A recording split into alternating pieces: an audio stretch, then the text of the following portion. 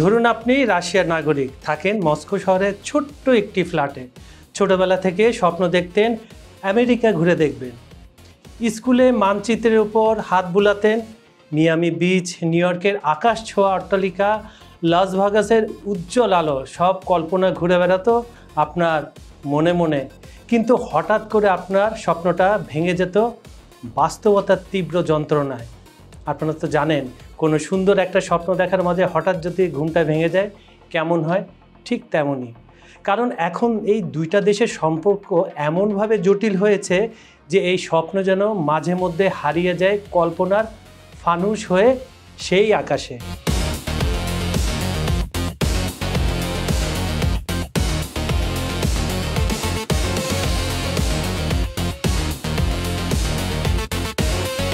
আবার আপনার স্বপ্নে ফিরে যায়।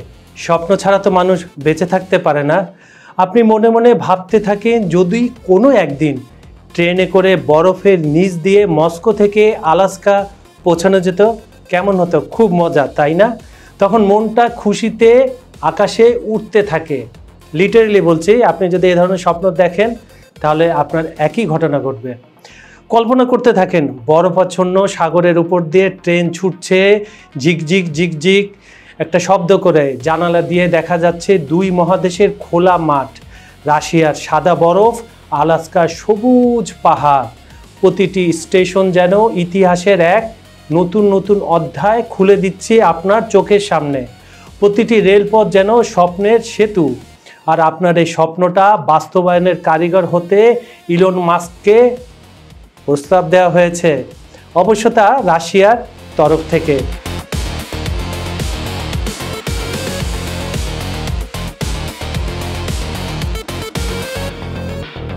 খবর সংযোগের বিহাইন্ড দ্য সিনে আমরা মস্কো থেকে আলাস্কা, ট্রাম্প, পুতিন ও ইলন মাস্কের রেলপথের চমকপ্রদ পরিকল্পনার ভেতরের তথ্যগুলো খুঁজে বের করব। চলুন তাহলে।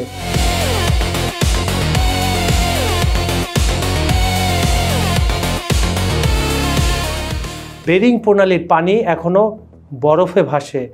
রাতের আকাশে নর্দার্ন লাইটে নীল সবুজ রেখা যখন দিগন্ত ছুঁয়ে যায়, তখন সেই বরফের নিচে কেউ হয়তো ভবিষ্যতের এক স্বপ্ন আঁকছে।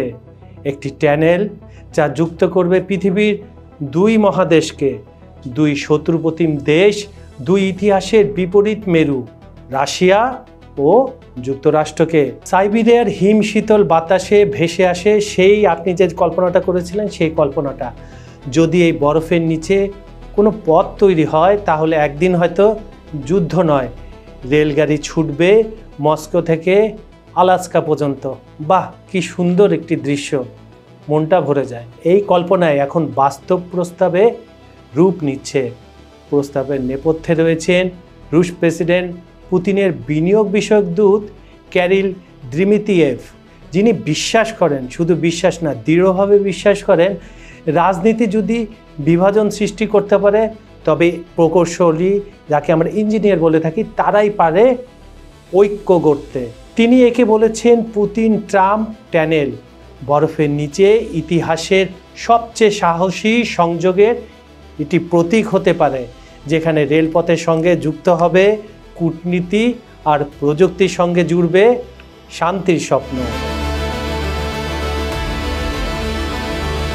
আপনি যখন একটা ড্রিম প্রজেক্ট করবেন তখন অনেক ছোটোখাটো বিষয় আপনার মাথায় রাখতে হবে, যেমন প্রকল্পটির ব্যয় কত হবে, কতদিন লাগতে পারে, এটা দৈর্ঘ্য কত, ইত্যাদি। চলুন তাহলে শুনে আসা যাক কি রয়েছে এই টানেল, এই ড্রিম প্রজেক্ট, কি করতে হবে। ড্রিম প্রজেক্টের পরিকল্পনা অনুযায়ী মস্কো এবং আন্তর্জাতিক অংশীদারদের অর্থায়নে প্রায় $8 বিলিয়ন একটি প্রকল্প হবে এটি। এর দৈর্ঘ্য কত হবে? দৈর্ঘ্য হবে 70 মাইল, প্রায় 112 কিলোমিটার। আর এটা বানাতে সময় লাগবে প্রায় 8 বছর। খরচ হবে $8 বিলিয়ন, যা প্রচলিত ধারণার চেয়ে প্রায় 8 গুণ কম। দ্রিমিতিয়েভ প্রকাশ্যে আহ্বান জানিয়েছেন ইলন মাস্ককে যেন তিনি পুতিন ট্রাম্প টানেলের ঠিকাদার হন। ঠিকাদার তো একটু অন্য ভাষা, যদি ইঞ্জিনিয়ার হন, ইঞ্জিনিয়ার বললে আরও আপনি ভালো বুঝতে পারবেন। তবে মাস্ক এখনও অফিসিয়ালি কোনো প্রতিক্রিয়া দেননি, কিন্তু আমার মনে হয় বা আমরা যে এই প্রজেক্টটার খুঁটিনাটি দেখেছি, আমাদের মনে হচ্ছে তিনি শোনার পর রাজি হয়ে যাবেন, কারণ তিনি তো কল্পনা সৃষ্টি করেন মানুষের। কিন্তু বিষয়টি আন্তর্জাতিক রাজনীতিতে নতুন মোড় দিয়েছে, কারণ মাস্ক এখন ইউক্রেন যুদ্ধেও আলোচিত ব্যক্তি। তার স্টারলিং স্যাটেলাইট সেবা রাশিয়া ইউক্রেন সংঘাতে গুরুত্বপূর্ণ ভূমিকা রেখেছে। বিশ্লেষকরা কি বলছেন তাদের মন্তব্যটা শুনে আসা যাক। একজন বিশ্লেষক বলছেন, মাস্ক যদি এতে যুক্ত হন তবে এটি হবে ভূ রাজনীতির ইতিহাসে এক বিরল মুহূর্ত, যেখানে একজন উদ্যোক্তা প্রযুক্তি, কূটনীতি ও ভূ রাজনীতি তিনটিকে একসঙ্গে চালাচ্ছেন। তার এ বিষয়ে অভিজ্ঞতা রয়েছে। একবার ভাবুন, বেরিং পোলানের নিচ দিয়ে 70 মাইল দীর্ঘ পুতিন ট্রাম্প ট্যালেন্ট সঙ্গে ইলন মাস্ক আমেরিকা ও ইউরেশিয়াকে এক করছে। এটি বন্ধুত্বের ঐক্যের প্রতীক হতে পারে। তবে বাস্তব জগতে একটু ফিরে আসি। বাস্তব জগতের চিত্র কিন্তু একেবারে ভিন্ন। বেরিং প্রণালীর চারপাশের পরিবেশ বিশ্বের অন্যতম কঠিন অঞ্চল বলা হয়ে থাকে। বরফাচ্ছন্ন সাগর, ভূকম্প প্রবণ ভূমি, মানে ঘন ঘন এখানে ভূমিকম্প হয়, এবং দীর্ঘ শীতকাল, সবই প্রকৌশলীগত চ্যালেঞ্জ। আর এই চ্যালেঞ্জটা নিতে ভালোবাসেন কে? Elon Musk. রাশিয়ার চুকোটোকা অঞ্চলে রেল ও সড়ক অবকাঠামো প্রায় নেই বললেই চলে। আলাস্কার দিকেও প্রয়োজনীয় শিল্প ভিত্তি তৈরি করতে হবে। মানে টোটাল ব্যাপারটা একটা এটাকে আস্তে আস্তে ছোট ছোট গাঁথনি দিয়ে তৈরি করতে হবে। বিশেষজ্ঞরা বলছেন, ট্যালেন্ট নির্মাণের চেয়ে দুই প্রান্তের অবকাঠামো গড়ে তোলাই বেশি ব্যয়বহুল ও চ্যালেঞ্জিং হতে পারে। আর এই চ্যালেঞ্জগুলো মোকাবিলা করতে হবে মাস্ককেই।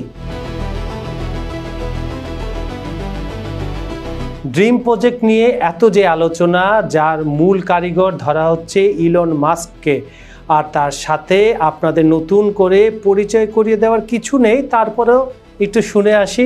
ইন্টারেস্টিং ক্যারেক্টার তো, যদি নতুন কিছু ঢুকে যায় তার মধ্যে। ইলন মাস্ক একটি নাম যা প্রযুক্তির সীমাকে বারবার ছুঁয়ে যায়।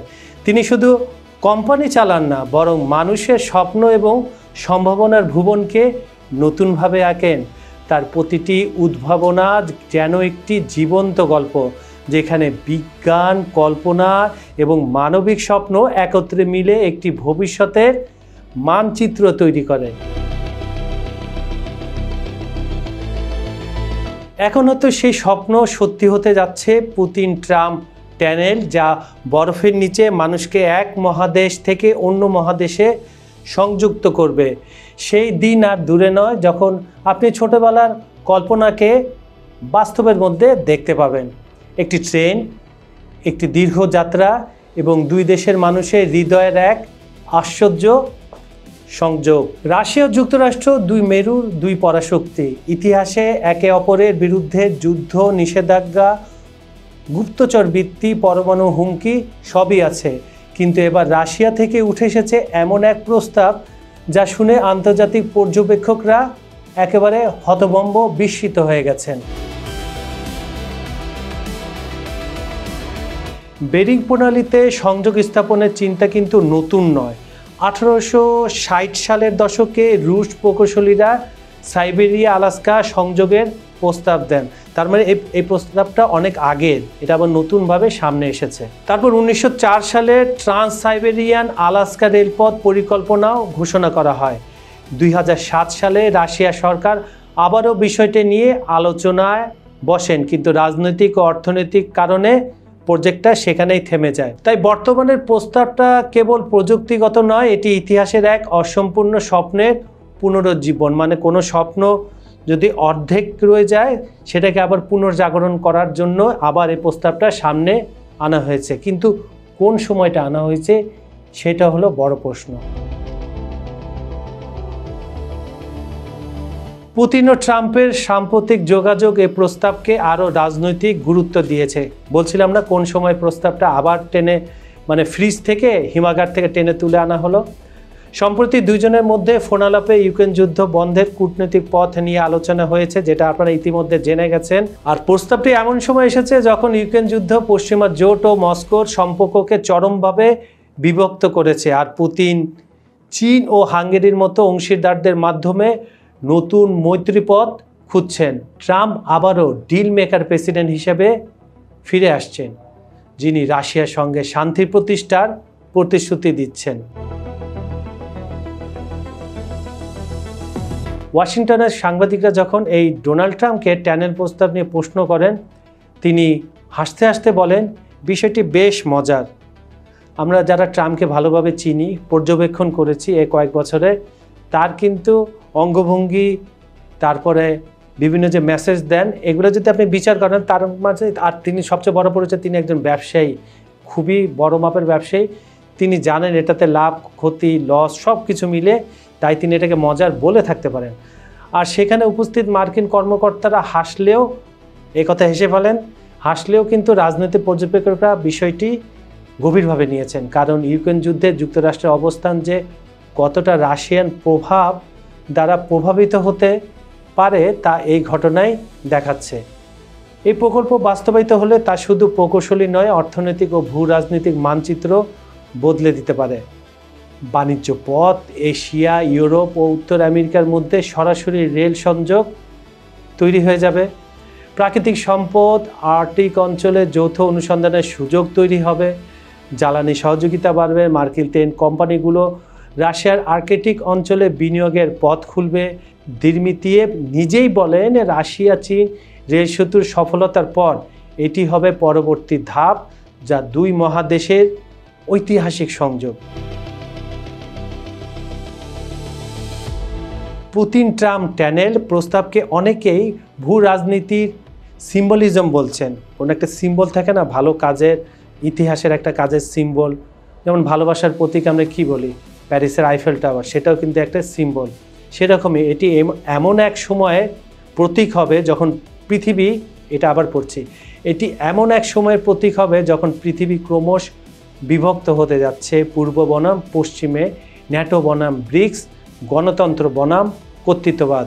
সেই বিভাজনের মধ্যে এমন একটি প্রকল্পের মেসেজ আসলো যেখানে আমরা এখনও এক হতে পারি, একটি স্পষ্ট শক্তির প্রদর্শন। তবে অন্যরা বলছেন এটি এক ধরনের রাজনৈতিক স্ট্যান্ডবাজি হতে পারে, যার উদ্দেশ্য পশ্চিমা গণমাধ্যমে নতুন বর্ণনা তৈরি করা।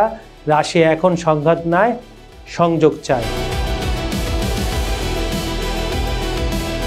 বেরিং প্রণালীর ওপর যখন সূর্য ডুবে যায়, তখন দুই দ্বীপের মাঝখানে ছায়া পড়ে, একটি রাশিয়ার আর একটি আমেরিকার। দুই দ্বীপের মাঝে দূরত্ব মাত্র 4 কিলোমিটার, অথচ দুই দেশের মধ্যে দূরত্ব মাপা যায় না কোনো মানচিত্রে। এ যেন সময়ের ব্যবধান, ইতিহাসের জমাট বরফ। হয়তো কোনো একদিন সেই বরফের নিচ দিয়ে সত্যি বলছি ছুটে যাবে এক দুরন্ত ট্রেন। যাত্রীরা জানালা দিয়ে দেখবে দুই মহাদেশ, দুই সভ্যতা, দুই প্রতিদ্বন্দ্বী ইতিহাস এক সুরে মিলে মিশে একাকার হয়ে গেছে।